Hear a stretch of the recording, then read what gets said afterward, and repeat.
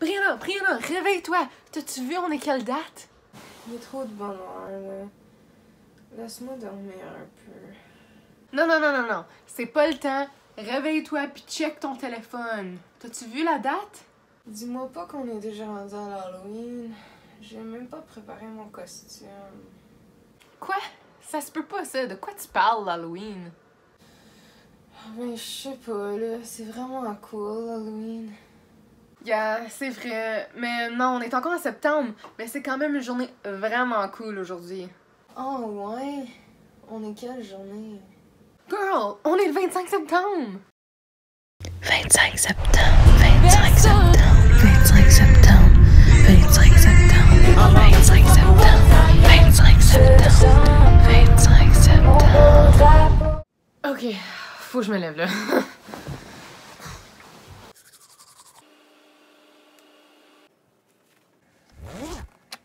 Bonjour la gang, bon retour à ma chaîne. Et oui, on est déjà le 25 septembre! Wouh! Yes! Yes! Yes! L'été est parti où? Genre, qu'est-ce qui est arrivé? Juste parce qu'on est dans une pandémie, ça veut pas dire qu'on peut pas fêter le 25 septembre, you know? Une tradition que je trouvais vraiment cool à mon école secondaire. Shout out à l'école Le Sommet Hawkesbury! Qu'est-ce qu'on faisait, c'est qu'on avait des petits shooter glass, là. Puis on avait du thé glacé, qu'on mettait du colorant dedans. Tu prenais un petit shooter tout ensemble, faisais ta langue verte, checkez ça, bam! En parlant de mon secondaire, une de mes souvenirs que je me rappelle clairement de, c'était les Jeux franco-ontariens. T'en as sûrement entendu parler que c'était été à l'école secondaire en français.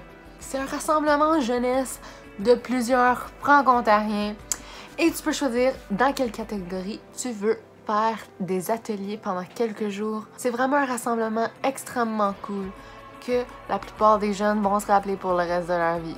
C'est même là que j'ai vu le groupe Swing puis Gabriel Goulet en concert.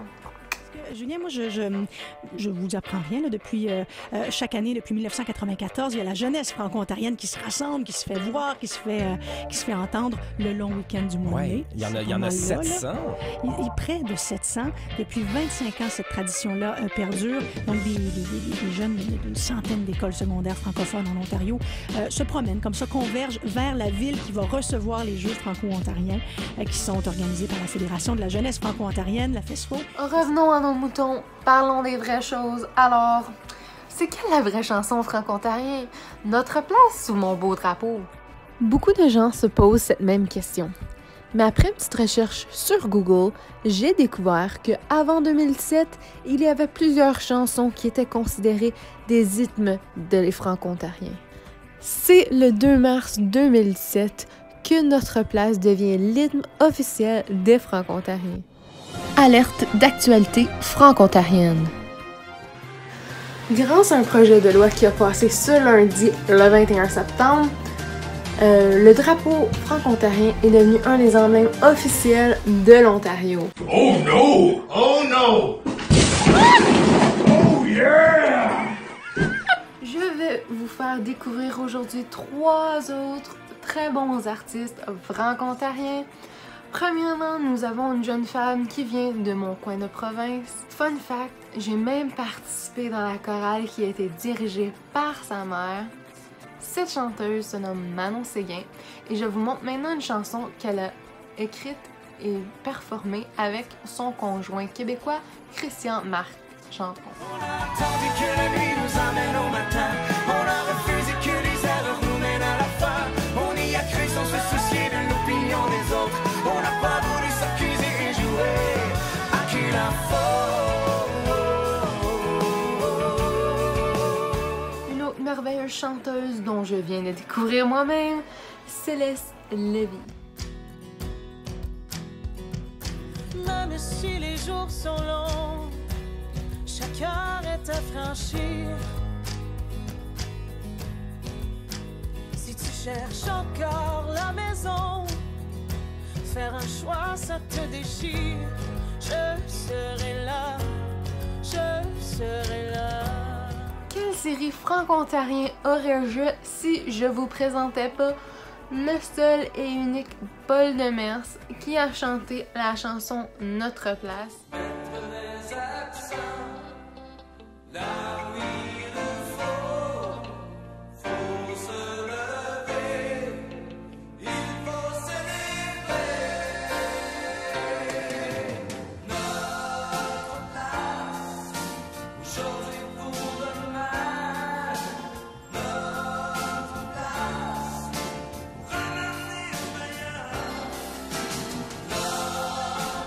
Maintenant, pour notre période de questions. Alors, sur ma dernière vidéo, franco-ontarien aujourd'hui demain, épisode 2, j'ai eu une question de Nadia Lacroix qui va comme suit.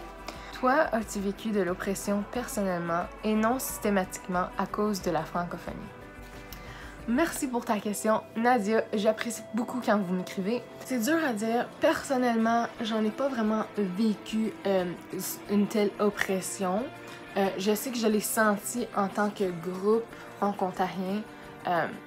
Oui, j'ai senti ce danger de perdre nos services en français, mais c'est pour ça que c'est important de se battre pour les avoir. C'est notre droit. Il faut continuer à exiger que le gouvernement nous offre ces services. Mais je sais que ça peut être très dur pour les gens qui parlent juste le français et non l'anglais pour se débrouiller dans notre société. Avec la position minoritaire que nous avons en tant que franco-ontariens, je devine que ça peut être très très dur. Attends, ce n'est pas fini. T'as une question sur les franco-ontariens dont tu voudrais avoir la réponse, s'il vous plaît, l'écrire dans les commentaires et vous allez avoir la chance d'être featured dans un de mes prochains épisodes de franco-ontarien aujourd'hui et demain. Merci d'avoir visionné cet épisode 3 de franco-ontarien aujourd'hui et demain.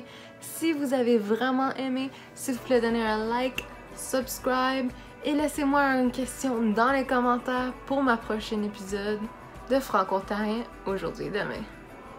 Thanks for watching guys and I will see you dans la prochaine vidéo.